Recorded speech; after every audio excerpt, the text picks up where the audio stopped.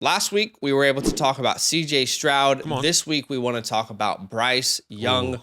Talk about strengths, weaknesses. We're going to show you some film. We're not film experts, but we're going to show you some film, things that we like, things that we don't like, want to see him improve.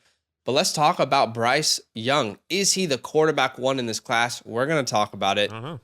From Alabama, obviously, 6 foot, 194. Honestly, I don't think he's 6 foot. 6 foot. I don't think he's 194 pounds either. I think this is one of those things when he comes to the combine, I mean, he might be on the 5'10 side. We'll see. Exactly. 5'10, 5'11. Maybe he's 194 pounds, if you put his entire wardrobe on.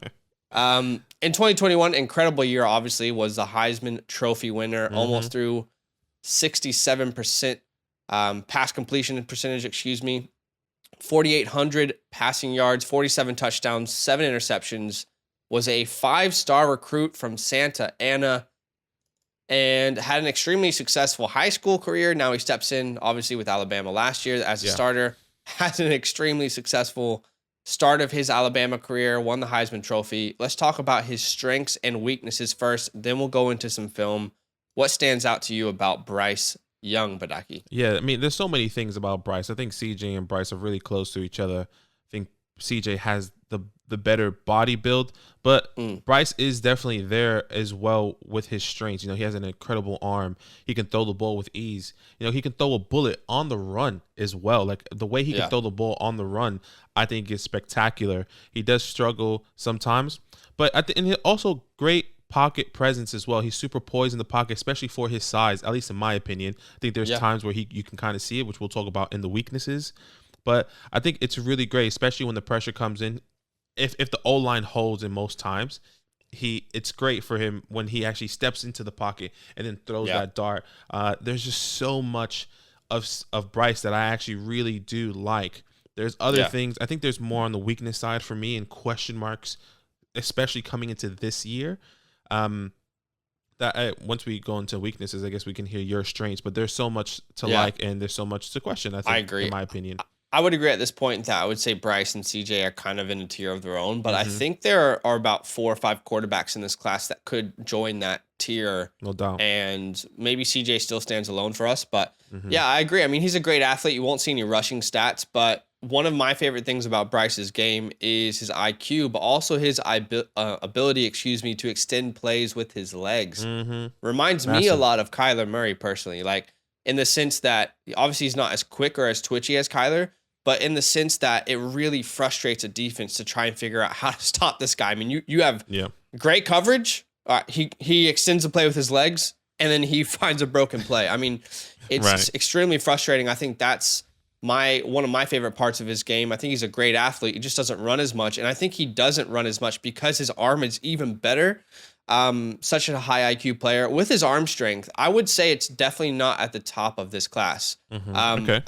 I think I can point to probably 3 to 4 to 5 quarterbacks that have better arm strength, not arm talent, but arm strength specifically. Okay. Anything inside of 50 yards, I would say, I mean, Bryce can hit it, no doubt. But if it's beyond that 50-yard mark, sometimes it's slightly questionable. Now, there are plenty of quarterbacks who have been extremely successful and they can't throw a 60-yard pass. That's not a problem. Those short to intermediate passes, there's a lot of zip on the ball.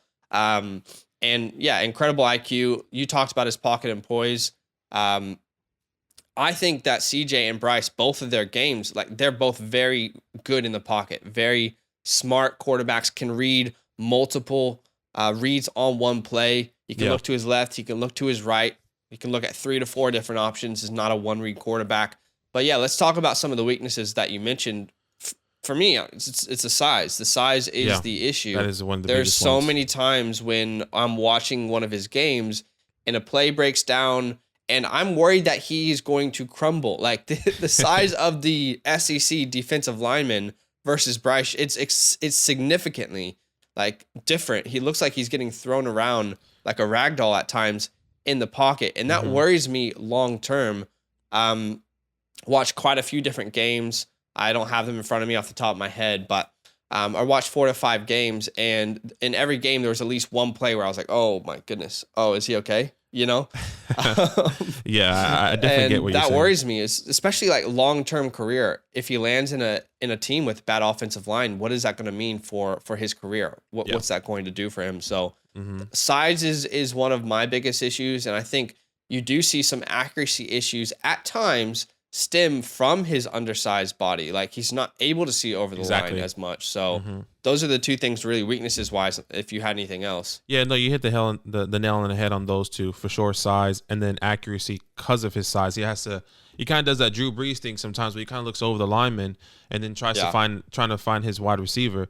But another thing I would have to say is the decision making on those quick moments when the line breaks down. Sure. And he has the opportunity to run because he has the space, or he has the option to throw it. The reason why his rushing yards is non-existent is because he kept getting sacked every single time behind the line, and it was negative yards. And I think that is a huge part of his game that he needs to improve on, and something that I'm looking for him to improve on next year and this coming year. Make a decision, throw the ball away, or or run it. You have to make that decision, because if you're going to lose 5 + 10 yards while you're getting sacked, that's huge, especially in high key games or high pressure games or high caliber games, that you can say any game really. I think that's that massive. natural maturation process that he needs to go through as a quarterback. Absolutely. As the game starts to get easier for him. And I tend to agree. I'm actually going to show you a play today where he can't see over the offensive line. But he also uses his athleticism to make the best of the play. But let's go ahead and look at film now. Obviously, we are not film experts. We are very well aware of that. The point of this is to show you things that we like about Bryce and things that we think he needs to improve on. Okay. We're aware there's probably a lot of people out there who do film better, but we wanted to still show you what stood out to us. I would say we're much better observers of film than breaking it down, but still, let's talk about some of these plays. I'll go first. I'm going to show you my favorite clip. This play is versus Arkansas, and we're going to link the videos in the bottom in case you guys do want to watch these full videos. Now, we have to try and edit this a lot. That way, we don't get strikes on our channel or demonetization, so bear with us, but I think that this is still good for you guys to see. In this play, there's a couple things I want to highlight as his strengths: pocket presence, athleticism, decision-making, arm talent, and IQ. You're going to see all of that on this play, okay? Now, some of his, the reason he has to extend the play here might be because he misses a player, but still, you can see how he can succeed in the NFL. So, again, this play is versus Arkansas. It's only a 3-man rush. You're going to see these two linebackers. They're going to drop back into coverage here. So really, you got a lot of people in coverage. It's only the 3-man rush. And the pocket holds up really, really well here at Alabama. I noticed that a lot, Badake. He had a very good pocket. You think about it, you got players like Evan Neal on this team, a lot of people who are in the NFL. This pocket, it was always comfortable for him. Not always, but it felt that way. Exactly. On this play, you're going to see Bryce is looking to his right. There's really nothing there. He looks to his left. You're going to see Jamison Williams. He's about here, but he's not going to be able to see him. We're going to pause and show you that. You're also going to see Slade Bolden. Both of these players are going to be open. They just weren't, he just wasn't looking at them when they were open, okay? And then you're going to see him extend the play. And what happens when he extends the play is what makes him special. So let's look at this play here again versus Arkansas. So great pocket. Again, you can see the pocket's great. He's looking to his right. Nothing is really there. Again, you can see Jamison Williams is wide open here, and you're about to see his head turn, but he doesn't really see Jameis, okay? Okay, so you can see his head's turning. Again, a wide open Jamison Williams. That's so funny. Has another wide open Jamison Williams. But as you said, there is a wall, and unfortunately, you can only see what you can see. But what's about to happen next is what makes him potentially a franchise quarterback. Yes, this is a weakness, but he turns his weakness into a strength with his athleticism, his IQ, and his ability to throw on the run. So gets out of the pocket here, and right here, okay, Now, this is where the IQ comes in. You can see the defender is starting to rush towards him already, putting pressure on him, forcing him to make a decision. Jameson Williams is not an option at this point, but you'll see his receiver here. There's a little bit of chemistry. He knows exactly what's about to happen. So he can read this play. Great IQ. And then you'll see him make a throw on the run across his body. This is beautiful stuff. This is the kind of stuff I was saying. Kyler Murray, Russell Wilson, you see these guys in the NFL do this.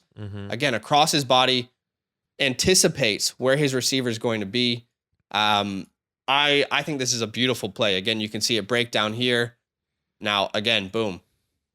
This is not open right now, but he's got the anticipation, the IQ, right, to see that is about to be a broken play across his body. Beautiful throw.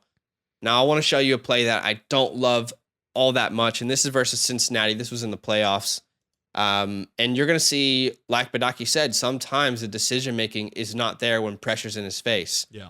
And is that because of his size? Is it because we need to mature a little bit, make better decisions? We'll find out. But on this play, you're going to see terrible footwork, terrible decision-making, and also pretty poorly run routes, to be fair. And a great play by the defense. This is a great play by the defense. Okay. Defensive lineman here, you're going to see him roll out.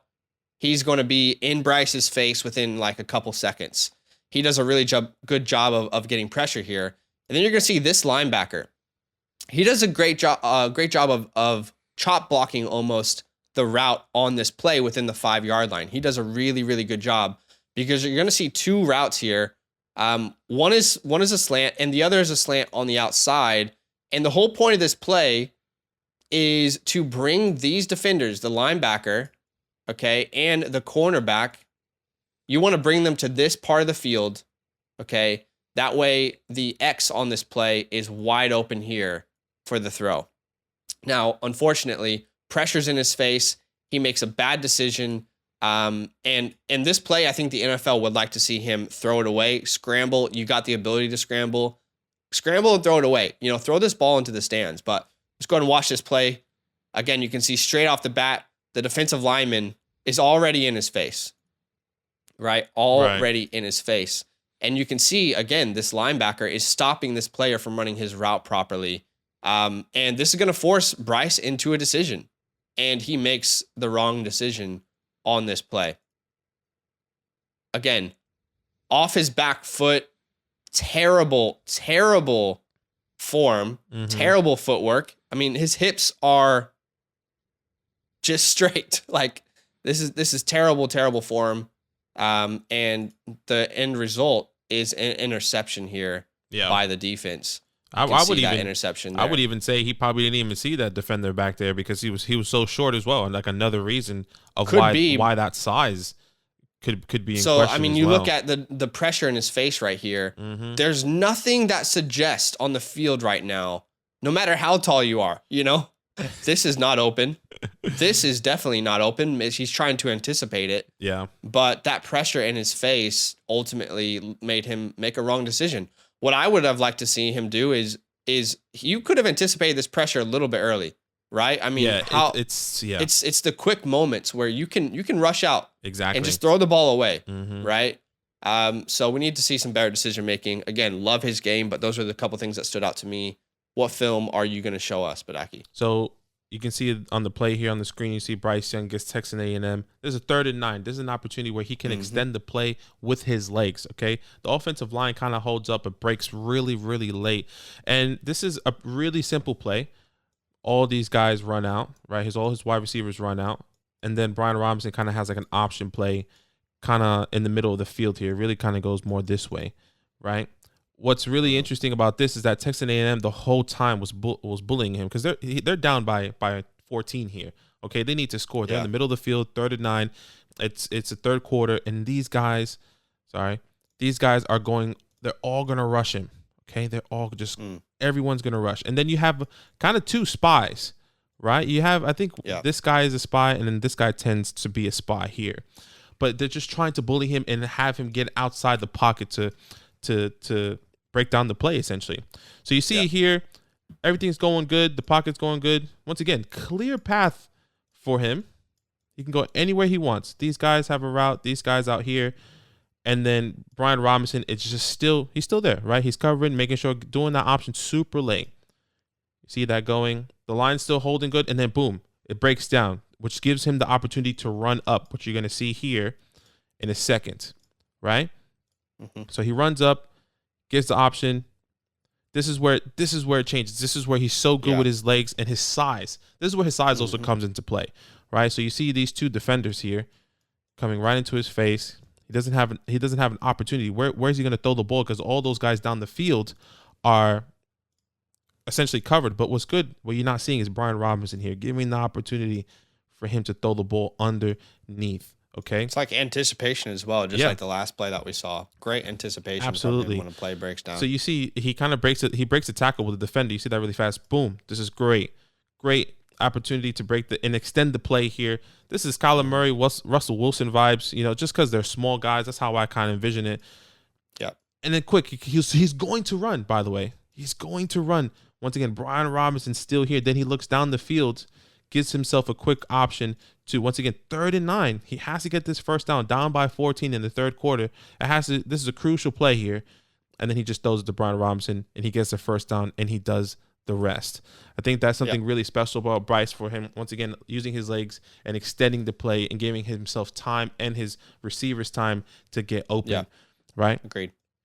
We can go to the next play here. Just fast forward a little bit. This is the next play here. Alabama versus Arkansas. This is the opposite side of the coin. This is where you see him use his legs, but doesn't make a decision fast enough, in my opinion. Has all the time in the world. Offensive line does not collapse. He runs outside the pocket. You can kind of see here. Once again, offensive line doesn't collapse. And then what you're going to see is he's going to run outside, have the opportunity here. He's still looking down the field, and then he just throws it late.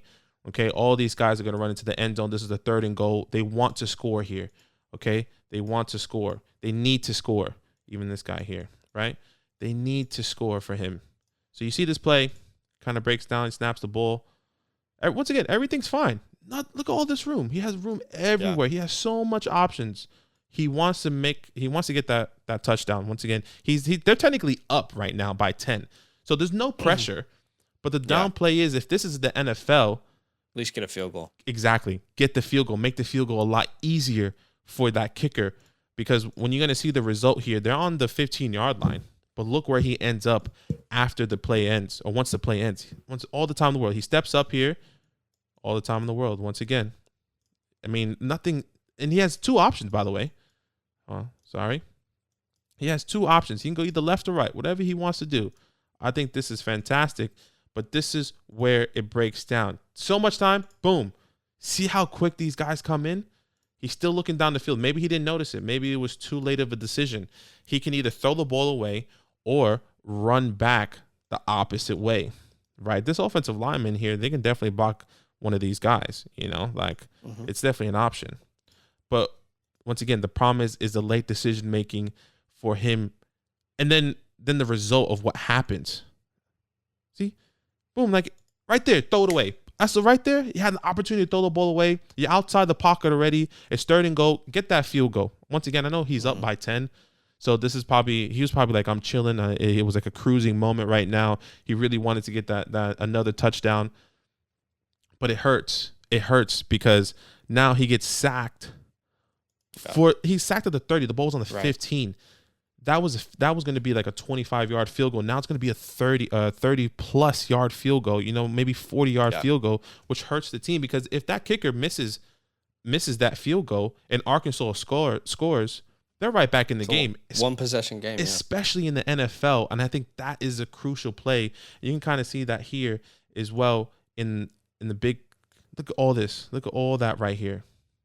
Look how much room he has to run. Make the decision earlier. I know you're looking down the field. And by the way, look at this wall. He's having trouble probably seeing as well. Run earlier. Maybe what he can do is come out here, lay flat, give yourself the option before every single one of these guys are going to start to rush you. Oh, use the wrong color there.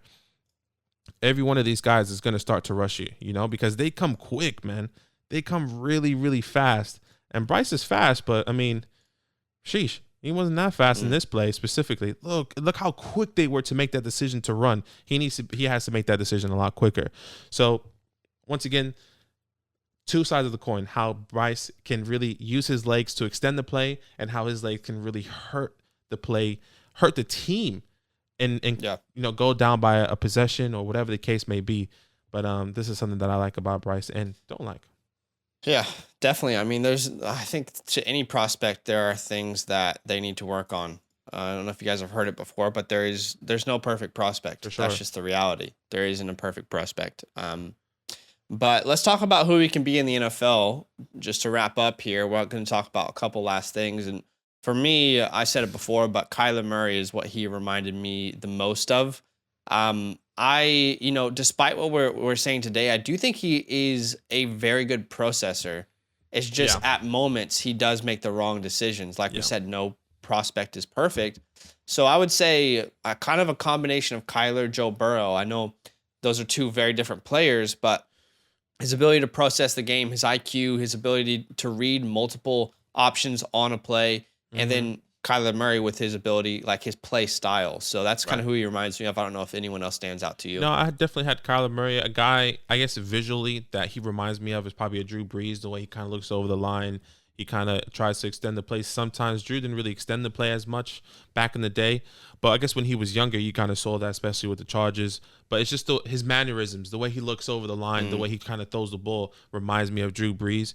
But yeah, I definitely agree. Kyler Murray is a guy that is on top of that list as well. Yeah. He's my quarterback too. Don't have him above CJ. No. And I agree. I'm with you. I don't know if I will, to be honest. I don't think he will be my quarterback one on this class. Unless there's a massive leap in production, or it has to be something spectacular. The hard thing for me is that the main things that worry me, he can't change. He can't change his size. Yeah, he can't.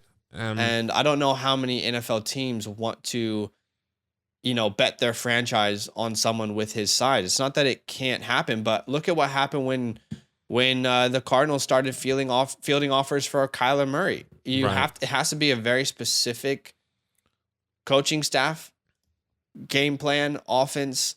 Whereas CJ, he does have that natural size. He does have that ability to see over the line, that big body that can last long in the NFL, almost Justin Herbert-esque, if you will. So he's my quarterback too, and I'm not sure that it's going to change. But I mean, we have an entire year. I definitely agree, and I guess it kind of brings the teams into question. If the teams that we're thinking about, the Texans, the Lions, the Seahawks, maybe teams like that we don't expect to do good this year, can any of these guys really develop him? Like, we haven't seen the Texans really develop a guy like that before. I mean, Deshaun Watson, but he was a natural talent, The Lions, we haven't seen. I mean, it was Matthew Stafford. Well, Bryce is a natural talent, to be fair. No, I understand, but it's more about, like, the people around him. I think that's really crucial, especially like you said early on. You said the offensive line is going to be crucial for someone like Bryce. So I'm really interested to see where he lands, and how he performs this year coming into 2022. I would love to see him in Detroit, because I feel like that's a team that's not very good, but their offensive line is in a great spot. So you pop him into Detroit, I think he's going to be able to succeed early on. But he goes back with Jameis. Pop him into Seattle. That's a little rough. Pop him to Atlanta. I think Atlanta might be the worst case scenario for CJ Stroud, for Bryce. For Bryce. Right. So it's interesting. We got to wait and see. So I'm excited. I'm really excited for Bryce. Same. Love him as a prospect. Again, still the quarterback too. A lot of things he does well.